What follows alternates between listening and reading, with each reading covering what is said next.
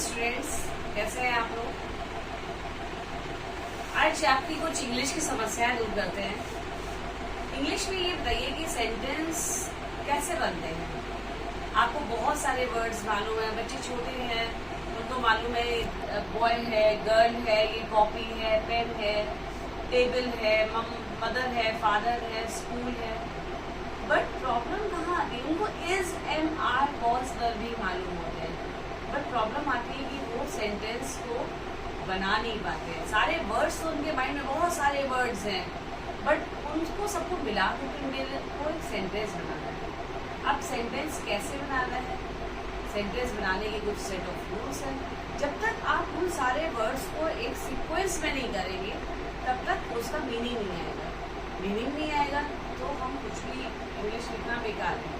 हम इंग्लिश लिख नहीं पाएंगे, इंग्लिश समझा नहीं पाएंगे, बोल नहीं पाएंगे।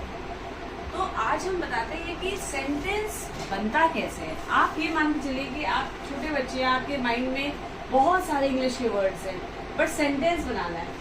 अब सेंटेंस कैसे बनाना है,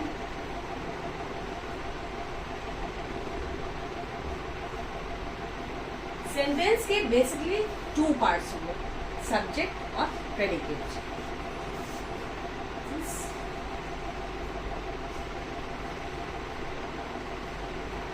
सब्जेक्ट एंड प्रेडिकेट।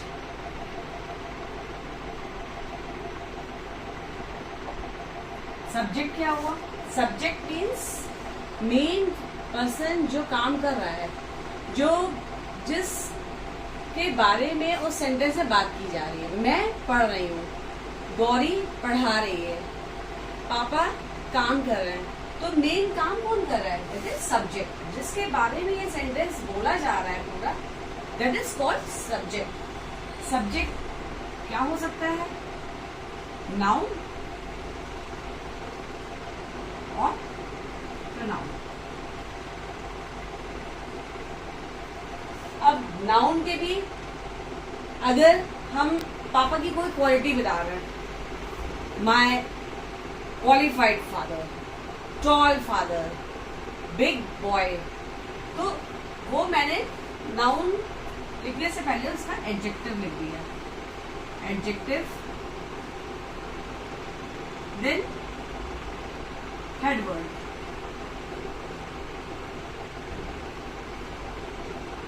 और what is pronoun? Noun is what? A name of a person, place, or thing. And what is pronoun? Pronoun means the word which used in place of a noun. That is pronoun. तो noun use होगा या pronoun use होगा। यहाँ हमारा subject है। Predicate कैसे हम पहचानेंगे, जहाँ से हमारा verb start हुआ वहीं से verb means predicate। वर्ब से हमारा प्रेडिकेट स्टार्ट होता है। इसमें मेन 3 पार्ट्स होते हैं, verb, object and third is complement.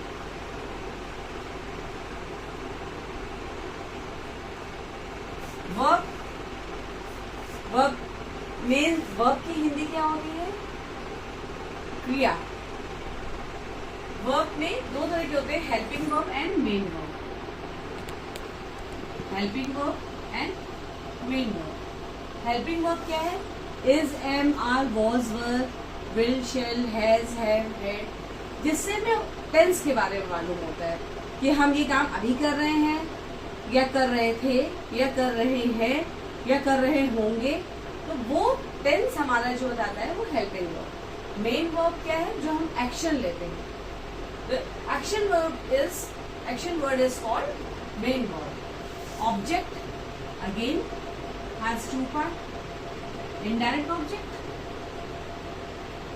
and direct object. Indirect object क्या है, सजीव। मैंने ये पेन तुमको दिया।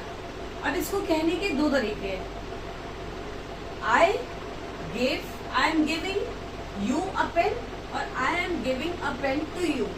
पहले इनडायरेक्ट ऑब्जेक्ट आएगा, फिर डायरेक्ट ऑब्जेक्ट। अभी मैं आपको एग्जांपल बताती हूँ तो आपको ज्यादा अच्छे से समझ में आएगा। कॉम्प्लीमेंट, इस सेंटेंस के बाद हम कुछ भी और सिचुएशन ऐड करते हैं कि मैंने ये पेन एग्जाम के टाइम दिया था, मैंने ये पेन इसको बर्थडे में दिया था, मैंने ये पेन इसके रोने पर दिया था। तो इसके आगे डायरेक्ट ऑब्जेक्ट और इनडायरेक्ट ऑब्जेक्ट के आगे मैं कुछ भी ऐड कर दूं, that is complement. Like sentence, Ram goes.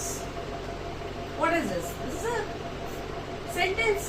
इसमें 2 words है बट ये एक कंप्लीट सेंटेंस है। यहाँ पे क्या है? सब्जेक्ट है एंड वर्ब। तो ये क्या हुआ? Subject and predicate. अब मैंने इसको और आगे बढ़ाया। A tall man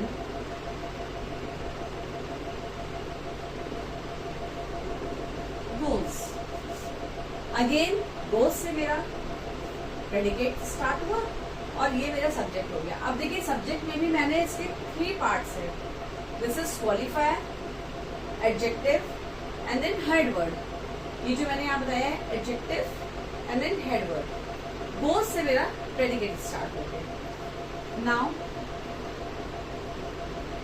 a tall man is giving me a pen. अब यहाँ क्या है? A tall man is qualifier, adjective, head word, predicate starts. Predicate के अब देखिए इसमें part, helping verb, main verb, indirect object and direct object. Now, a tall man is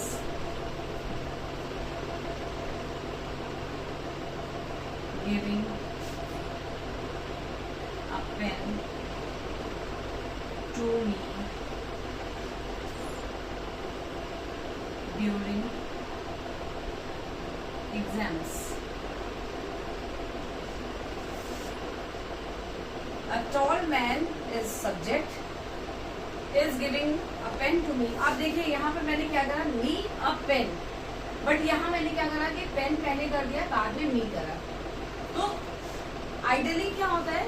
indirect object पहले लिखते हैं, बाद में डायरेक्ट ऑब्जेक्ट लिखते हैं। लेकिन कई केसेस में मुझे पहले डायरेक्ट ऑब्जेक्ट लिखना होता है, बाद में इनडायरेक्ट ऑब्जेक्ट। तो उसके लिए मुझे क्या लगाना है बीच में?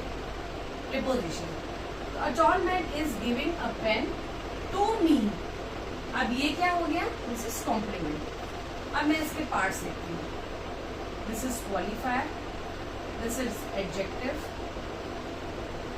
This is head word, this is helping verb, this is main verb. A pen is what? Direct object. This is preposition. This is indirect object. And this is complement. हमेशा sentence को हम इस ही सीक्वेंस में लगाएंगे। कभी भी इसको ये नहीं कह देंगे कि giving a pen a tall man during exam me. नहीं, इसका कोई सेंस नहीं है। हमने जब एक सारे वर्ड्स को एक सीरीज में लगाया, अकॉर्डिंगली दिस रूल लगाया, तब उसका मीनिंग आया। A tall man is giving a pen to me during exams. Complement इससे भी और काफी बड़ा हो सकता है। आगे हम बताएंगे आगे वाली वीडियोस में कि there are different types of sentences, assertive. Again I will tell you in the next video.